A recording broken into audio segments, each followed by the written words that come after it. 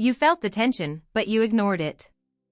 You noticed the inconsistency, but you explained it away.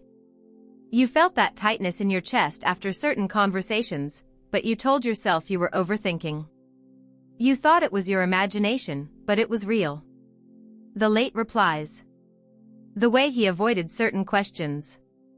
The way your mood depended on how he was feeling that day. You saw it. You felt it. But you stayed.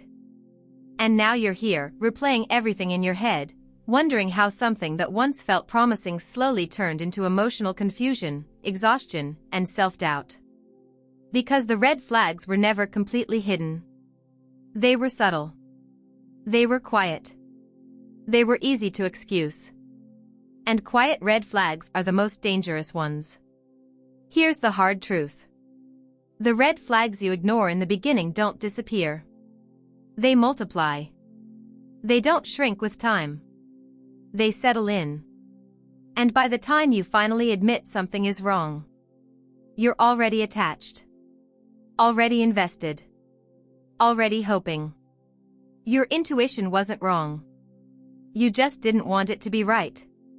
And what I'm about to say might explain patterns you've been stuck in for years. There was a woman who met a man who seemed different. He wasn't overly expressive. He wasn't emotionally open. But he was calm. Mysterious. Hard to read. And that mystery felt deep.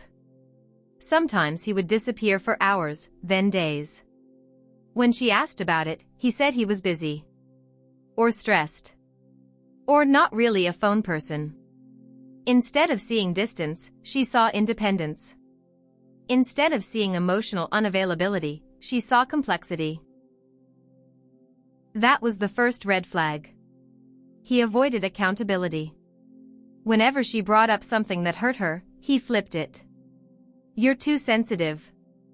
You're overthinking. You always create problems. Notice something. He never said, I understand. He never said, I'm sorry that hurt you. He shifted responsibility. And slowly, she started shrinking. She stopped expressing discomfort. She rehearsed her words before speaking. She filtered her emotions so she wouldn't ruin the mood. And when she pulled away? That's when he suddenly showed effort. More attention. More affection. Just enough to pull her back in. If this is already opening your eyes, take 1 second and like the video. And if you're growing with us, subscribe and walk with us here. Now listen closely. What I'm about to say is why some of you keep repeating the same cycle. It wasn't love that kept her attached. It was unpredictability. When someone gives you affection inconsistently, your brain releases dopamine in spikes. Not steady comfort. Spikes. And those spikes create addiction. You don't bond because it's healthy. You bond because you're chasing relief. Relief from silence. Relief from distance. Relief from anxiety. And when he finally gives you warmth after days of coldness, it feels intense. But intensity is not intimacy. Chemistry that feels chaotic is often just anxiety. Your nervous system isn't calm. It's activated. And when you grow up learning to work for love, to prove yourself, to earn reassurance, you don't see red flags as danger. You see them as challenges. You think, if I love him better, he'll soften. But here's another truth. You cannot love someone into emotional maturity. You cannot patience someone into consistency. And you cannot sacrifice yourself into being chosen. The biggest red flag women ignore is not his behavior. It's how his behavior makes them feel about themselves. If you feel anxious more than secure, confused more than clear, small more than safe, that's your answer. Now let's shift this. Do this. Pay attention to patterns, not promises. Anyone can speak beautifully in the beginning. Consistency is revealed over time. Stop that.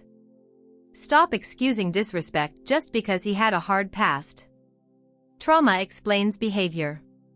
It does not excuse it. Start here.